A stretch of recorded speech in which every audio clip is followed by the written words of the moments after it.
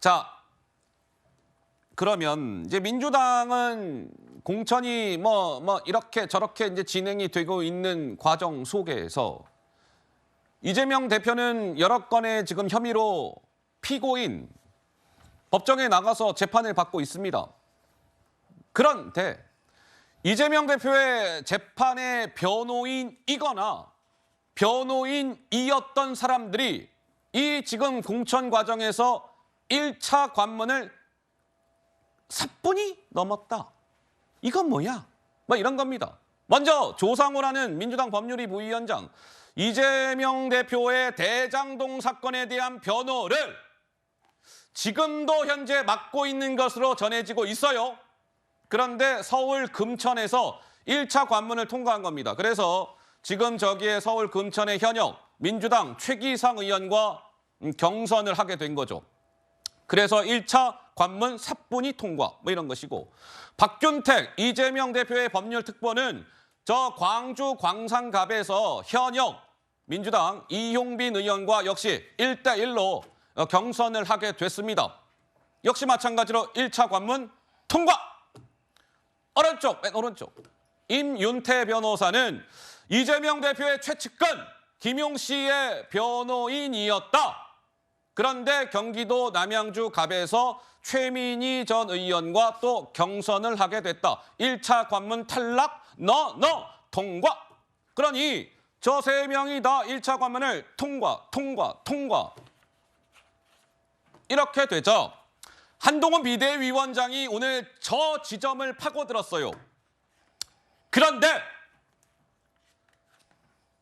이 포인트에서 한동훈 비대위원장은 변호사비 대납이라는 표현을 쓰면서 이재명 대표를 겨냥했습니다. 이렇게요. 들어보시죠. 대장동의 변호사들이 다 공천에서 순항하고 있습니다. 그분들은 대장동의 비밀을 알겠죠. 그러니까 이재명 대표 입장에서 무서울 겁니다. 공천을 줘야 하겠다는 생각이 있을 겁니다. 공천으로 자기 범죄의 변호사비를 대납하는 겁니다. 변호인들은 그 범죄 혐의 내막을 잘 알게 마련이죠. 그렇기 때문에 이재명 대표 입장에서는 무서울 겁니다. 이런 분들이. 이렇게 공천하는 건 공천으로 자기 범죄에 변호사비 대납하는 겁니다. 정말 어디까지 가겠다는 것인지 제가 묻고 싶습니다.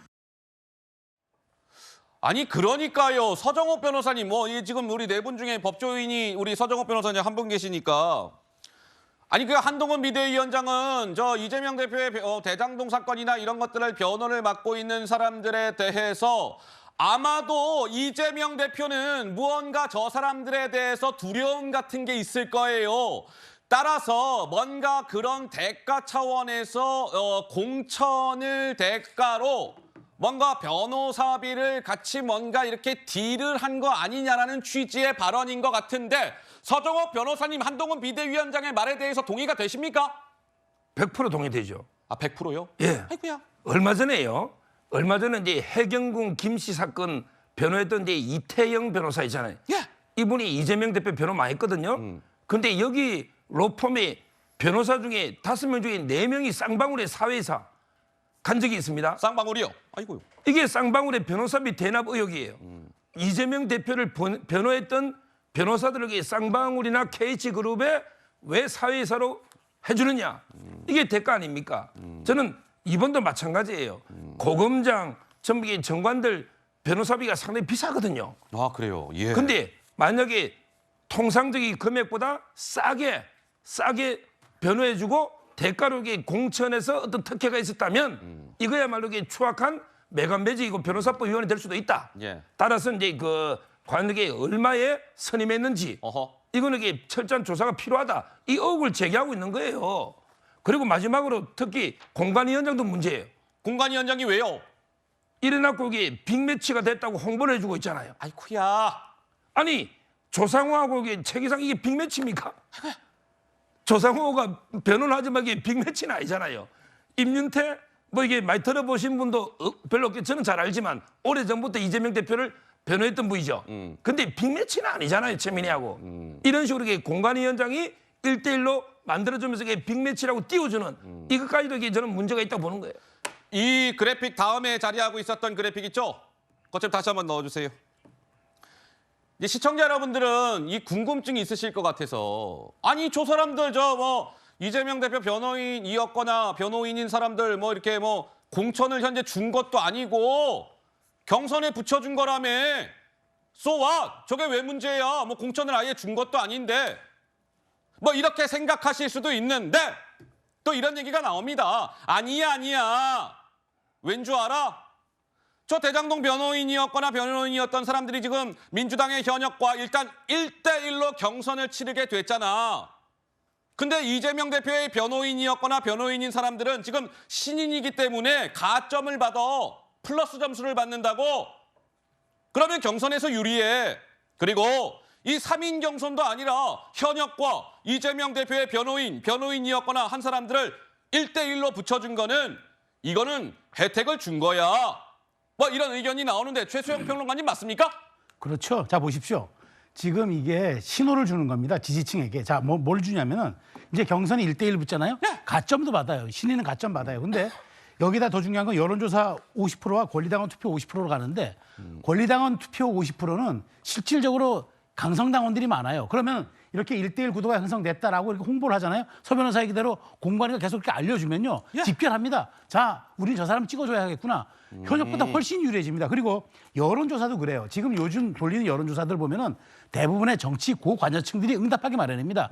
웬만하면 전화 받지 않고 끊거나 이렇게 합니다. 근데 여기에 응답한다는 거는 내가 무언가의 여론조사에 응답을 해야 되겠다는 정치 고관여층들의 이른바 어떤 자기 영향력 행사에 대한 생각이 있을 거예요. 예. 그렇다면 이런 구도는 매우 신인에게 유리해집니다. 그러니까 누가 될지는 최종적인 결과를 까봐야겠지만 단언컨대 제가 2, 3주에 이 말 방송을 하게 된다면은 이 세 분들 중에 아마 신인들이 전부 공천장을 받을 가능성이 저는 90% 이상이다라고 봅니다. 아니 우리 최수영 평론가님은 아까 저 3명이 공천을 받을 가능성이 90% 이상 된다. 그러니까 뭐 나중에 결과를 까보면 알겠죠. 저는 그렇게 그래요. 전망합니다. 어허. 예, 강성필 부위원장님. 네, 저는요 이해할 수가 없는 국민의힘 논리 제가 하나 여쭤보고 싶어요. 아니 얼마 전에 여쭤보세요. 박용진 의원이 하위 20%에 들어갔잖아요. 그런데 거기에 가면 그 이승훈 변호사라고 지역에서 오랫동안 경쟁력 있는 변호사가 있고 정봉주 전 의원이라고 있어요. 또 친명이 있어요. 두 분 다 이승훈 변호사나 두 분이 다 친명이에요. 삼자예요. 근데 그럼 박용진 의원 삼자 구도인데 이거 어떻게 된 겁니까? 1대1이 아닌데. 그리고 자 조상호 변호사 얘기 한번 해볼까요? 이분은 중구 성동갑에 전략 공천을 받을 수가 있었어요. 중구 성동갑은 저희로서는 그래도 강세 지역이에요. 그런데 금천에 가서 계속 어려운 환경 속에서도 선거운동을 하고 있다는 거. 박균택 변호사는 애초부터 예비 후보 때부터 지금도 예비 후보지만 경쟁자가 없어요. 항상 1대1 구도였어요. 그리고 이용빈 의원도 친명이에요. 아하. 마지막으로 이문태 그리고 이번에 최민희 의원 우리 방송 많이 나왔잖아요. 대표적인 친명 인사예요. 그래서 어쩔 때는 1대1이 유리하다. 어쩔 때는 3인이 유리하다. 이거 도대체 어느 장단에 맞춰야 되는 겁니까? 우리 강성필 부위원장님이 국민의힘의 논리에 이해가 안 돼요. 뭐 이럴 땐 저거고 저럴 땐 이겁니까? 라는 취지의 질문인데 두 분 중에 누가 답변하시겠습니까? 제가 이제 일단 박용진 의원은요. 예. 지금 이게 3자가 확정이 된 겁니까? 지금 이게 박용진 의원은 하위 10% 돼 있고요. 그다음에 실제 친명은 정봉주 의원을 민다는 거 다 알잖아요.